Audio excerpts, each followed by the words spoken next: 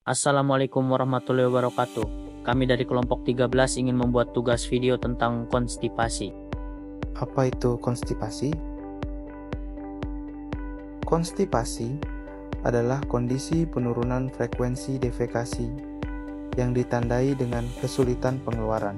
Feses seperti tinja kering dan keras terjadi pada semua umur dengan prevalensi 2% sampai 28%. Lebih sering pada perempuan dan lansia, lebih dari 65 tahun. Epidemiologi lebih tinggi selama kehamilan pada trimester pertama dan ketiga, serta setelah melahirkan dipengaruhi oleh proses penuaan.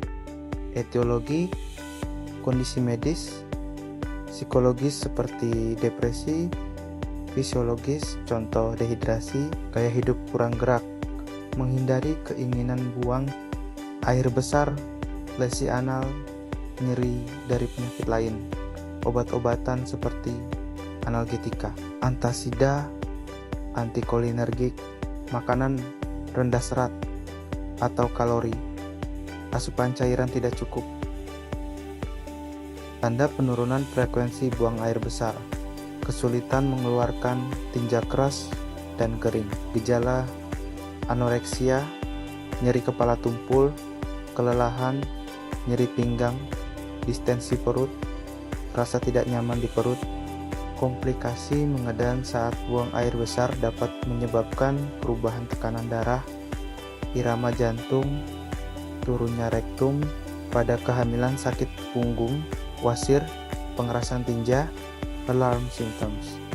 Perubahan pola buang air besar mendadak selama 2 minggu, segera rujuk ke dokter.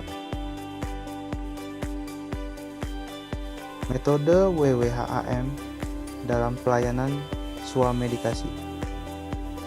Identifikasi pasien usia, jenis kelamin, kondisi khusus, misalnya hamil, anak-anak, lansia, atau penyakit kronis. Contoh, apakah Anda sedang hamil atau menyusui? Bagaimana gejalanya? Contoh, apakah saat buang air besar terasa nyeri? Kapan gejalanya mulai terjadi? Contoh, sejak kapan sulit buang air besar? Tindakan yang sudah dilakukan. Contoh, apakah sudah pernah mencoba minum air lebih banyak? Obat apa yang sedang atau baru digunakan? Contoh, apakah saat ini sedang mengonsumsi obat rutin tertentu? Terapi farmakologi yang bisa diberikan via swamedikasi. Obat tanpa resep yang aman untuk swamedikasi konstipasi. Berdasarkan evaluasi WWHAM, prioritaskan non-farmakologi dulu. Gunakan farmakologi hanya jika diperlukan, dengan dosis rendah dan durasi singkat. Obat pembentuk massa. Psyllium serat alami. Dosis 1-2 sendok makan per hari. Dicampur air. Agen hiperosmotik, laktulosa 10-20 gram hingga 4 kali sehari, atau sorbitol. Efek hingga 48 jam, aman untuk hamil. Agen stimulan, isacodil 5-10 mg per hari. Onset 6-8 jam. Hindari pada pendarahan saluran cerna atau anak di bawah 6 tahun. Agen pelunak, minyak mineral 15-30 ml per hari. Hindari pada anak di bawah 6 tahun atau pasien dengan kesulitan menelan. Khusus kondisi, pada hamil, gunakan pembentuk massa. Pada anak, tingkatkan serat dan cairan dulu. Konseling setelah menentukan obat swamedikasi. Setelah menentukan obat, misalnya laktulosa untuk konstipasi ringan, berikan konseling sebagai apoteker untuk memastikan pemahaman dan kepatuhan pasien.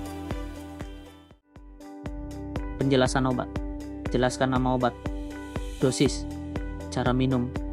Misalnya, minum laktulosa 10 gram dicampur air 2 kali sehari setelah makan. Efek samping misalnya, kembung atau diare, dan interaksi misalnya, hindari dengan obat antasida. Nasihat penggunaan, gunakan selama 1 minggu. Jika tidak membaik, konsultasi dokter. Tingkatkan serat dan cairan secara bertahap.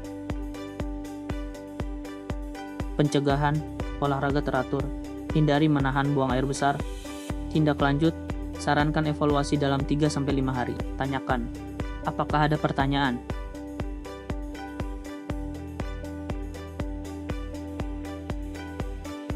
Konstipasi dapat dikelola dengan swamedikasi tepat, kombinasi farmakologi dan non-farmakologi efektif.